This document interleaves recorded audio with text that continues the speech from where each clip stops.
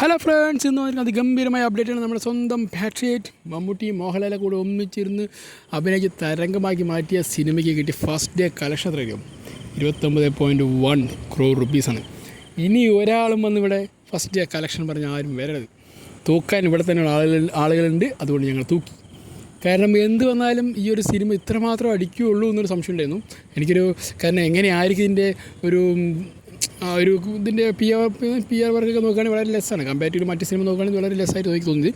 എന്നിരുന്നാലും എങ്ങനെ അടിക്കുമോ ഇല്ലയോ, ഒരു 25 കോടിയെങ്കിലും കഴിക്കുമോ എന്നൊരു സംശയം ഉണ്ടായിരുന്നു. പക്ഷേ അങ്ങനെയൊന്നുമില്ല, മകനെ 29 കോടി അടിച്ചിട്ടുണ്ട്.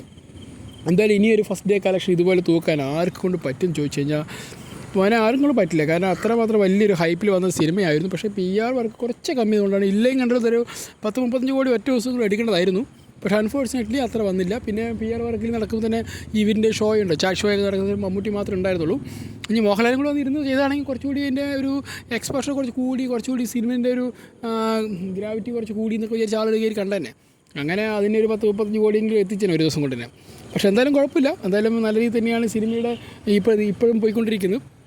അതിഗംഭീരമായ റിവ്യൂ ഒക്കെയാണ്. കാരണം ഫസ്റ്റ് ഡേ കണ്ട് കുറേ ആളുകൾ വന്നിട്ട് മോശം കമൻറ്റ് അടിച്ചെങ്കിലും അതൊക്കെ വെറും വേസ്റ്റാണെന്ന് അവർ തന്നെ തിരിച്ചറിയുന്ന രീതിയിലേക്ക് ഈ സിനിമയുടെ തേരോട്ടം അതിഗംഭീരമായി നടക്കുന്നുണ്ട്.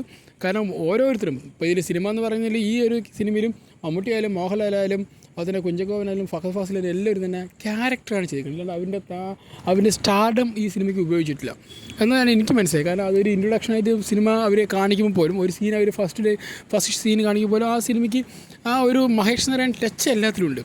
അതുകൊണ്ട് തന്നെ ഈ സിനിമയ്ക്ക് ആ ഒരു ടച്ച് എത്രമാത്രം ഫസ്റ്റ് മുതൽ ലാസ്റ്റ് വരെ എത്തിക്കാൻ പറ്റുമെന്ന് സംശയമുണ്ടായിരുന്നു. കാരണം അവസാനം വരെ മഹേഷ് നാരായൺ ടച്ച് ഈ സിനിമയ്ക്കുണ്ട്.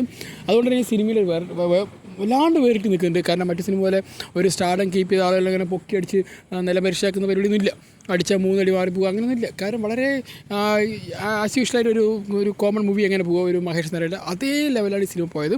അതുകൊണ്ട് തന്നെ സിനിമ എല്ലാവർക്കും ഇഷ്ടപ്പെടും. കാരണം അധികം വലിയ അടിയും ഇടിയും കുത്തൊന്നും ഇല്ലാതെ വളരെ എന്താണോ അവർ ഉദ്ദേശിക്കുന്ന പോയിൻ്റ് പറയാൻ പ്രേക്ഷകരുമായിട്ട് അത് കറക്റ്റായിട്ട് അവർ ശ്രമിച്ചിട്ടുണ്ട്. അത് പറഞ്ഞു തന്നെ ഞാൻ വിശ്വസിക്കുന്നു. നല്ല അതിഗംഭീരമായിട്ടുള്ള റിപ്പോർട്ടാണ് എല്ലായിടത്തും വരുന്നത്.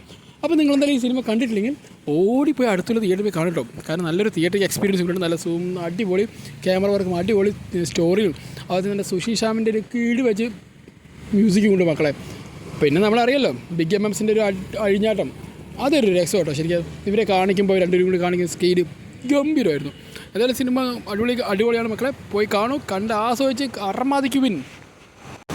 ഇനി ഒരു അപ്ഡേറ്റുമായി വരുന്നതായിരിക്കും. Okay, bye, see U.